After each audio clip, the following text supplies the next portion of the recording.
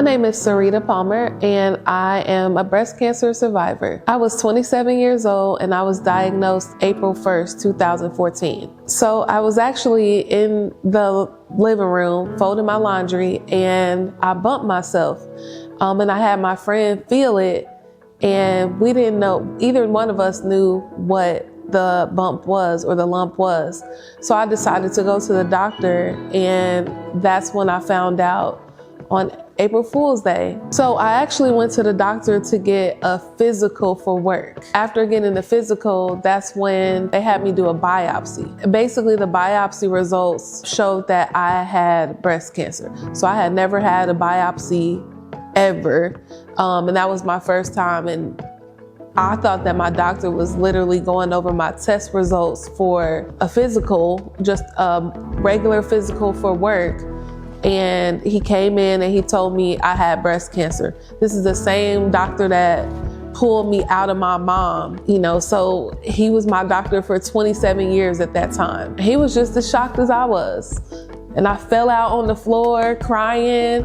I was by myself, so I wasn't expecting that news. So basically my entire family ended up coming and surrounding me because I was a hot mess that day. So the scientific name is ductal carcinoma of the left breast. When they talk about like different types of cancer, it's a sporadic cancer.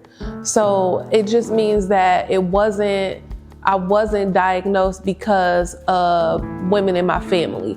So there have been several women in my family that passed away from breast cancer, but my specific cancer, according to their research, was not based on my family. It was a sporadic, meaning it could just happen to anyone. Again, it was ductal carcinoma of the left breast, stage 2B. So a pretty early stage. So when I was diagnosed in April. I ended up having surgery.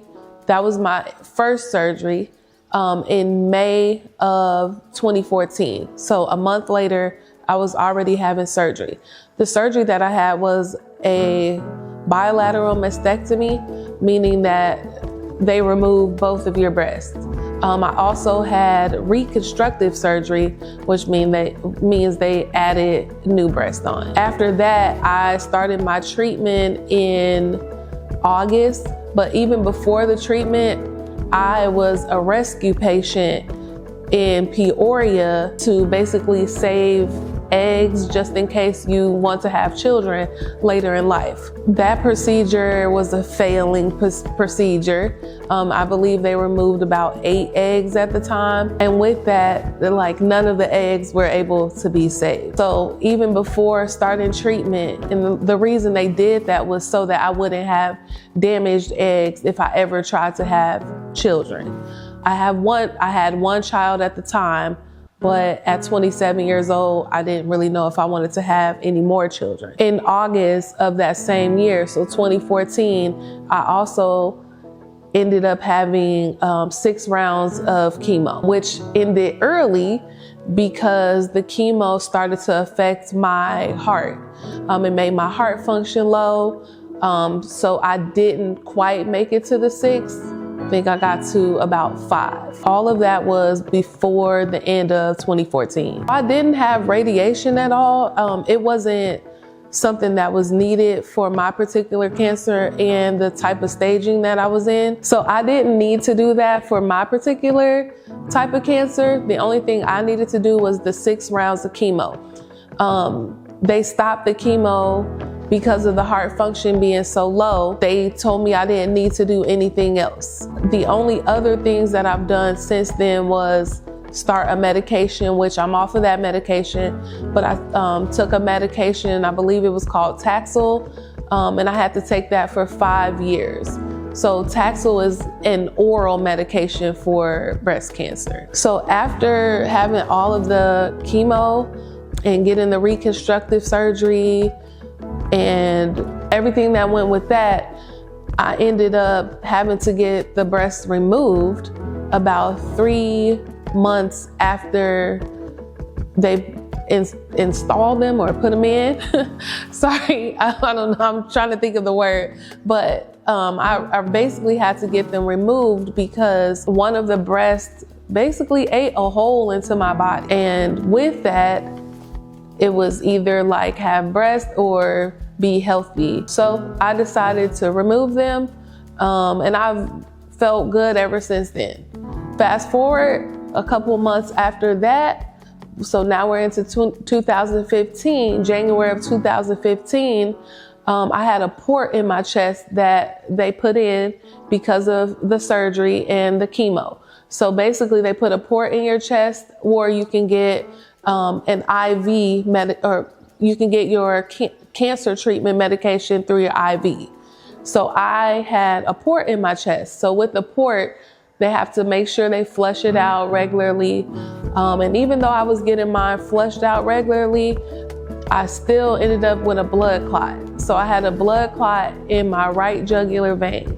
So basically from April of 2014 to January of 2015, I went from having never had surgery to having major surgery and 2 emergency surgeries. A lot of prayer, people around me. And when I say people around me, you know, you have your family that lives with you, you have your extended family, but I also had the people that I worked with.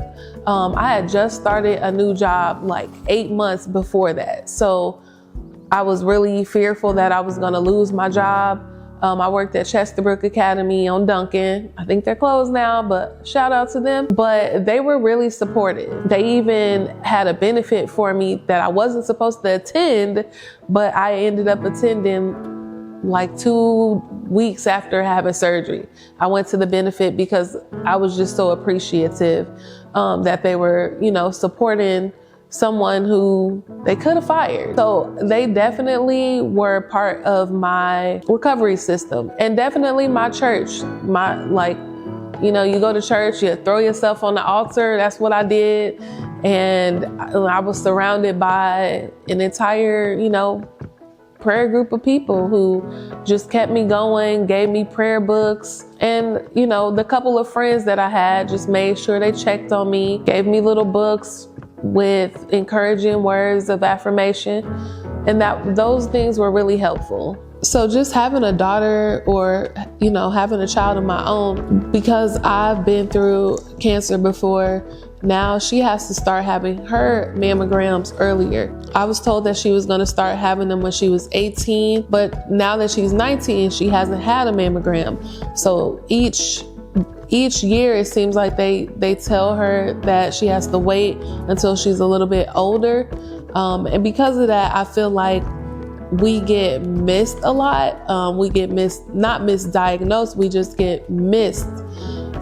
Just because they keep telling you or prolonging when you're supposed to get your procedures or get whatever test you need because of your age. So if you have someone in your family that has been through things that you've been through, it's really important that you go yourself and make sure that you are not needing to get your test earlier, because earlier detection is the most important way to prevent things. So if we are supposed to get our test early, or early prevention is most important, then people that are in our family should also be able to get those tests as well. So I'll tell anyone that's going through this the same thing my doctor told me when I first started this journey. She put out her hands and she said, "This is your entire life." And she said, breast cancer is not going to consume your life. It's going to take up this much time. And of course, when you hear that, you just think, okay, well, this person, they don't know what they're talking about, or I'm gonna die, or whatever. But like, there was truth in what she said. And now that I look back, that was 10 years ago. And I have so many things that I'm looking forward to. I just went to Africa, went to New York, went to New Orleans. Those are things that I've like never done. I've never traveled outside of the country. So, you know, just get through your treatments and think about what's gonna come next, because there's so many great things that you're gonna do with your life, and cancer is not going to consume you. cancer. Sorry, I know I can't say that.